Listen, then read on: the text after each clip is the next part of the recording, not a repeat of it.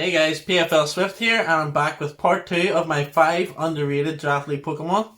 And I want to reiterate that these Pokemon may not be never used, but I feel like they don't get used as much as they should, and perhaps maybe not to their full potential. So to start us off with this list, I'm going to go with the Poison Ground Queen of Mean, the original of the original 150, and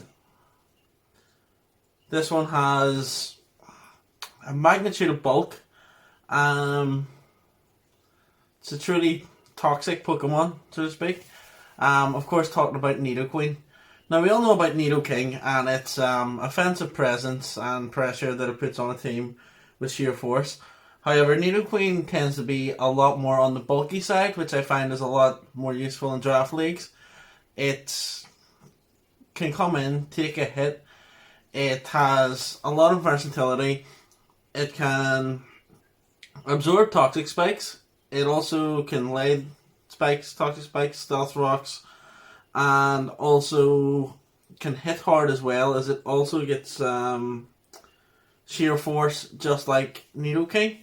It also has the poison point ability, which will allow you to poison a Pokemon on contact, which is another useful ability for Chip. Has solid resistances to fighting, which is common.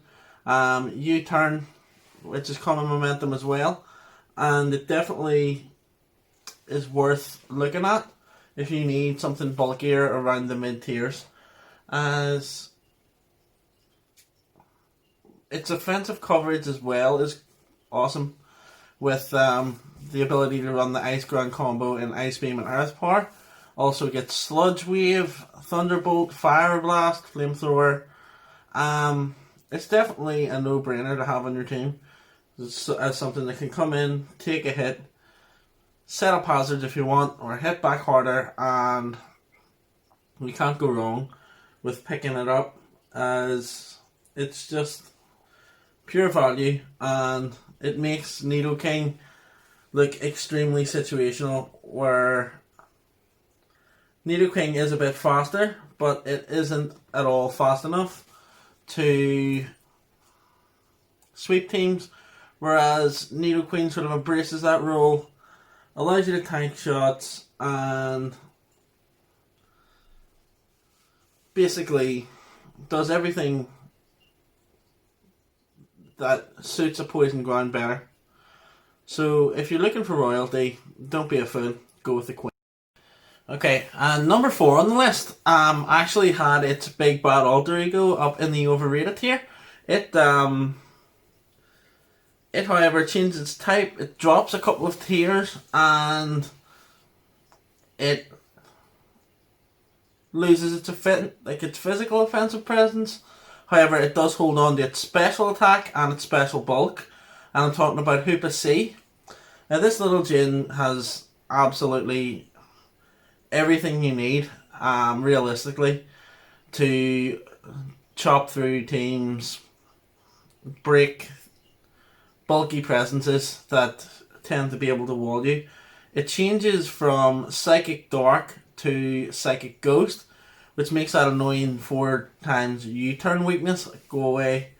It of course it opens it up to Quad Ghost and Quad Dark weaknesses, which is probably why it's dropped a few tiers. However, in tier 3 it is absolutely worth having a look at. A thing in draft leagues I notice is people tend to not really think about normal as a type they invest in too much. That and Dark is the only other one that resists Ghost. So in most cases, especially since you're Dark, unless it's Mandibuzz, don't really tend to be that bulky. Hoop is fantastic. You just have to deal with that, and you could probably sweep through most teams. Especially since a lot of people use bulky Psychics, which it completely decimates, and other Ghosts. It's great against fighting types. So that's 2 parts of that core. It gets Focus Blast, The hit Dark types just have to be wary of Sucker Punch, and it has a whopping special attack stat of 150, so it can really chew through your opponents, and it's a very simple Pokemon to use, as you come in, you land your shots, and you get out. Just watch out for the Shadow Sneaks and Sucker Punches, and it'll be fantastic value for you. Next up, I want to talk about a Pokemon that has mad bulk. I'm talking about Rhyperior, and oh my, this thing does it beautifully. With its Edge Quake combo, it has the ability to hit anything in the game, and it has a mammoth attack stat, a huge HP stat, and a towering defense stat, mixed with its fantastic coverage with like Ice Punch, Thunder Punch, etc., and also a fantastic ability in Solid Rock, which lets it take fighting, steel, and ice type attacks perfectly, which makes it one of the best stealth rockers in the game. It also makes it very viable for a Rock Polish weakness policy set, and it can basically take a hit and just smash back as hard as it wants. Of course, it does have its downsides. It's sluggishly slow, and its special defense is barely feasible at 55. However, this Pokemon doesn't seem to care, as it just keeps swinging. Personally, I would pair this with bulky grass and water types, maybe some wish support, and honestly, this is a low tier Pokemon that you could bring every week and never have two thoughts about it. Next up on the list, I want to talk about a Pokemon with 4 appendages it can smack you around with. This Pokemon's one that I very rarely see drafted in Draft League, and with a ton of speed and a lot of coverage with Technician boosted moves and the access to Technician, this is a Pokemon that can definitely do the job for you. And I'm obviously talking about the Irate Primate, the long tail Pokemon Ambipom. And do I really need to say anything more than Technician boosted Fake Out? You've also got Double Hit, which is boosted up to 95 base over 2 hits, which can chip down a Pokemon, break a Sash, or break a Sub, and within the second hit, slap you in the face with.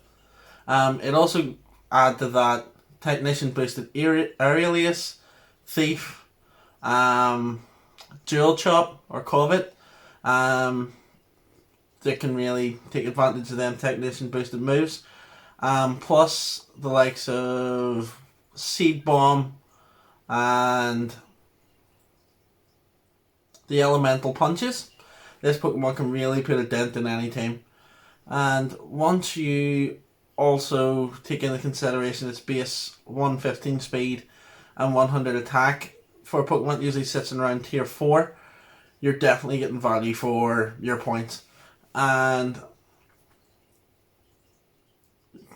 base 115 being one of those kind of what I would call a golden speed tier, as you can use it to get off your damage and you turn out, get out of dodge, or you could run an Adamant and give you more power and also still outspeed those pesky base 100s. And it can basically come in, put the hurt on something specific, with its coverage, especially in quad weaknesses, and get back out again, which makes it a great little assassin for the low tiers.